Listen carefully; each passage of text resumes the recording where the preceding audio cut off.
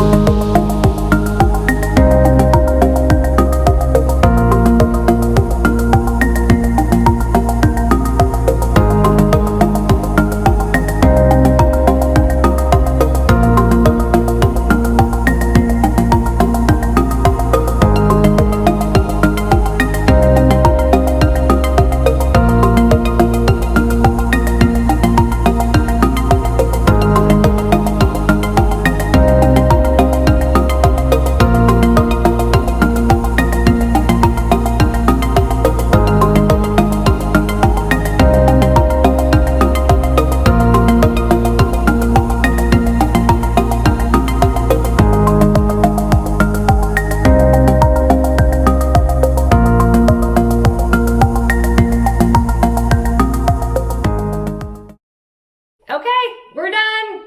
I love this puzzle. It was one of my favorites I've done in a long time. It was 1,000 pieces, and I loved how there was a color gradient, and I can really just zoom my attention in on like a specific band of color and work my way up. The picture was really cool. There's actually a ton of detail in these tiny toy cars that I didn't see when looking at the puzzle as a whole. So that was really cool to kind of discover each car as I filled in the puzzle. I had to look at the picture a fair amount, but I didn't have to like squint or stare at it. So for me, it was like the perfect balance. Now, one drawback was that it is possible to put the wrong piece in the wrong spot because a lot of the puzzle shapes are the same. I don't know how many of you caught, but my very last piece was a mistake and didn't fit. So I had to go back and see where had I misplaced a piece earlier in the puzzle. But we got it. Anyway, for that reason, I dock it a little bit, but it still is going to have a pretty high review. I would rate this puzzle at a 4.6. It was really awesome, and I recommend you try it out too.